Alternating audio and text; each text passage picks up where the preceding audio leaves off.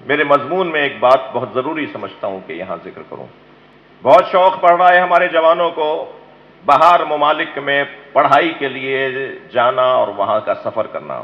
فلاں یونیورسٹی میں پڑھنے جا رہا ہوں، فلاں میرا ایڈمیشن ہو گیا ہے، ویزا میرا ہونے والا ہے. میں ملکوں کے نام نہیں لوں گا، بہت اچھی بات ہے، حکم معصوم ہے. اطلب العلم ولو بالصین، علم حاصل کرو چاہے تمہیں چین جانا پڑے.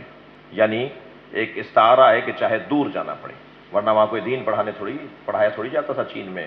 جو مدینے والوں کو سرکار فرما رہے ہیں چین چلے جاؤ، قرآن تھوڑی پڑھایا جاتا تھا چین میں، اللہ کا کلام تھوڑی پڑھایا جاتا تھا چین میں. جو مسلمانوں کو کہہ رہے ہیں جا کے چین جا کے، نہیں، مراد ہے کہ دور بھی جانا پڑے تو جاؤ. تو جانا چاہیے، بہت اچھی بات ہے. مگر یہ خطرہ جو منڈلا رہا ہے، یہ جاتے تو بڑے وعدے وعید کر کے ہیں کہ واپس آؤں گا، مگر یہ پھر وہاں جا کے اماں ابا کو بھی بلا لیتے ہیں. اس وقت بہت ایک بڑا مسئلہ ہے. میں خود سفر کر رہا ہوں ان ممالک کا، میں جا کے دیکھ کے بھی آ رہا ہوں. خطرناک ماحول ہوا ہے. پاکستان کی صلاحیت پاکستان سے باہر جا رہی ہے، پاکستان کی اہلیت اور قابلیت وطن سے باہر جا رہی ہے. اور یہ وہاں جا کر یہاں سے کہہ کے جاتے ہیں میں واپس آؤں گا، وہاں جا کے پی آر لیتے ہیں، وہاں جا کے نیشنلٹی لیتے ہیں، گرین کارڈ لیتے ہیں، اپنے وہاں کی زندگی اور بہتر کرنے لگتے ہیں. اور پھر اماں ابا کو بھی کہتے ہیں وہاں کیا رکھا ہے، آ جائیے. اور اماں ابا بھی جانے کو تیار ہو جاتے ہیں. اور ٹھیک ہے، اللہ کی زمین ہے، میں سارے سوالات کے جوابات بھی رکھتا ہوں. اللہ کی زمین ہے، کہیں بھی رہیں. اور دیکھیے وہاں کہاں عزاداری تھی، ہمارے جانے سے ہی ہو گیا. تمہارے جانے سے نہیں ہوا، اس کے پیچھے دعائے زہرا ہے. یہ بہانے نہیں کرو. میں جس لہجے میں اور جس چیز کو مد نظر رکھ کر بات کرنے جا رہا ہوں، وہی بات میرے محترم سننے والے محسوس کریں گے. ہماری وجہ سے وہاں یہ ہو گیا، ہماری وجہ، ٹھیک ہے، لیکن اچھا پھر جھوٹے سچے لیٹر بنا کے صاحب یہ ہو رہا ہے وہ ہو رہا ہے. میں زیادہ بات ممبر سے نہیں کر سکتا. اور وہاں جا کے صاحب معلوم ہوا کہ جی پریشان تھے وہاں پر.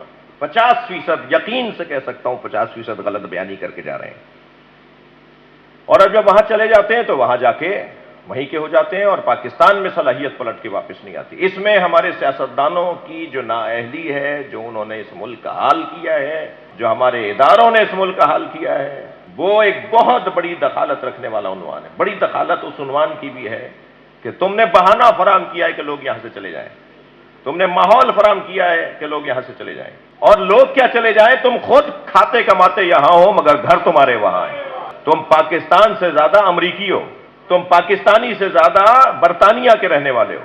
تمہیں یہاں کا کوئی درد ہی نہیں ہے. تمہیں کیا پریشانی؟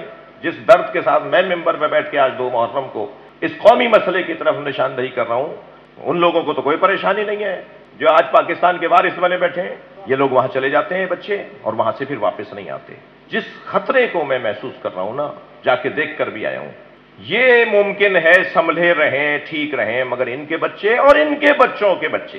میں ممبر پہ لطیفہ سنانے کے لیے نہیں بیٹھا، لیکن میں آپ کو بتا رہا ہوں کہ میں ایک ایسا نام سن کر آیا ہوں، ڈیوڈ جان حیدر نقوی.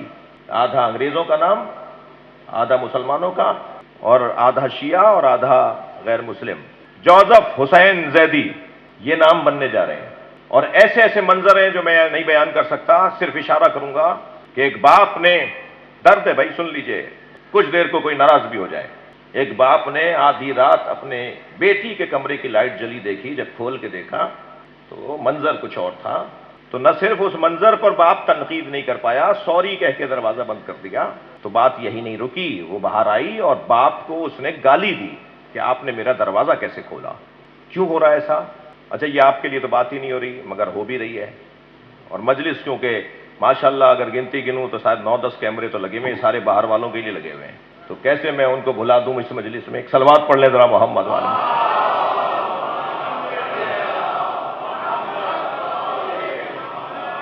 اور مسئلہ یہ ہے کہ پریشانی جو لاحق ہے وہ یہ ہے کہ وہاں جانے کے بعد جو اپنی ہویت، اپنی شناخت، اپنا عنوان کھو رہے ہیں، وہ خطرناک ہے. اور وجہ کیا ہے؟ وجہ یہ کہ انسان ہے، اثر پذیر ہے، اثر قبول کرتا ہے، اثر لیتا ہے. کسی منظر کو دیکھ کر اس پہ اثر ہوتا ہے، کسی جملے کو سن کے اس کے اوپر اثر ہوتا ہے.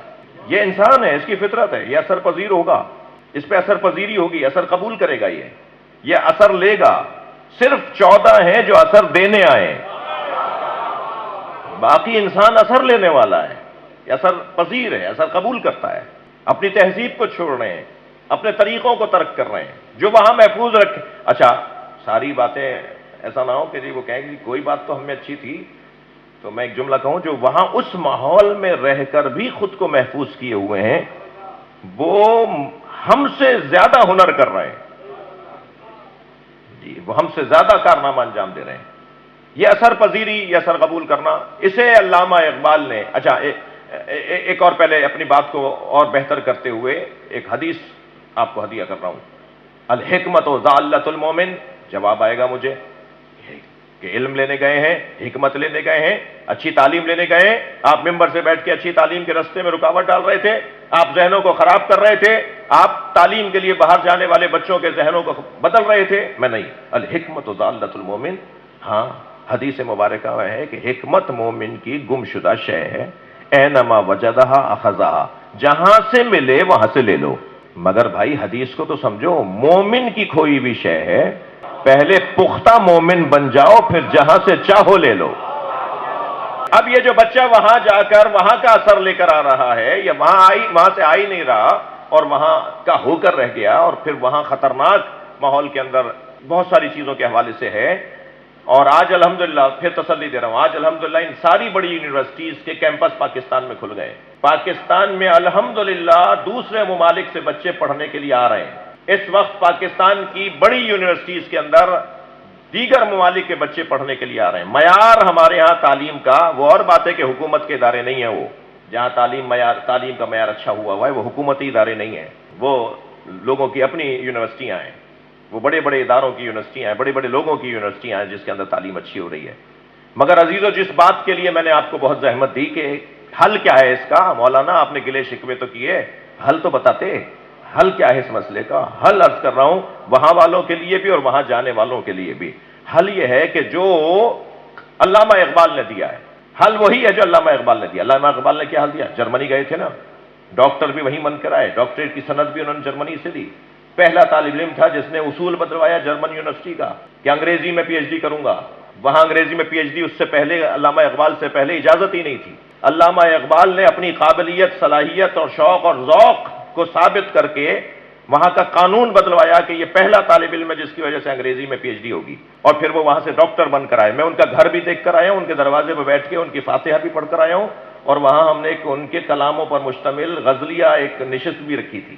میرا بڑا شوق تھا کہ میں جرمنی جاؤں تو امام خمینی, پیرس جاؤں تو امام خمینی کا گھر دیکھ کر آؤں, اور جرمنی جاؤں تو علامہ اقبال کا گھر دیکھ کر آؤں.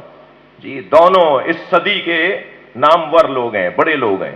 تو میں الحمدللہ دونوں کے دروازوں پر ہو کر آیا ہوں, دونوں کو فاتحہ پڑھ کر آیا ہوں, ان کو یاد کر کے آیا ہوں. اپنے ساتھ ڈاکٹر جناب اقبال حیدر صاحب بھی ہمارے ساتھ تھے, شعراء کرام ہمارے ساتھ تھے, اور وہاں ہم گئے تو انہوں نے وہ قانون تبدیل کروایا. ان کی وجہ سے انگریزی میں ان کو اجازت ملی, اور پھر بعد کے طالب علموں کے لیے آسانی ہو گئی. علامہ اقبال نے فارمولہ دیا ہے. علامہ اقبال نے فارمولہ یہ دیا کہ خیرہ نہ کر سکا اسے جلوے دانش فرہنگ.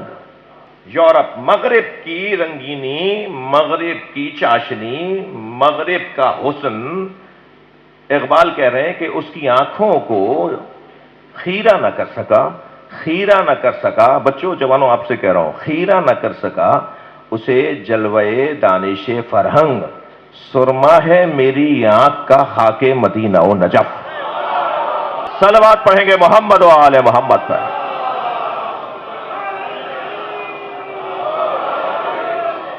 اگر ہم مدینہ و نجف کو آنکھوں میں بسا لیں تو پھر دنیا کا اثر ہمارے اوپر نہیں ہوگا. مجھے اندازہ ہے آج آپ کے آفس کا دن ہے, کوشش کر رہا ہوں کہ بات جلدی مکمل کروں. وقت عاشور کا گزر گیا یا نہیں, مگر آج تک وہ وقت ہم پہ حاکم ہے, ہمارے ذہنوں پر حاکم ہے. بار بار مجلس میں آئیں تاکہ ہماری آنکھوں میں کربلا بسی رہے, قربانی کا جذبہ بھی ملے, رشتوں کی قدر بھی ہو, اور کوئی ہم پر اثر نہ کر پائے, کیونکہ حسین کے اثر کے بعد کسی کا اثر قبول کر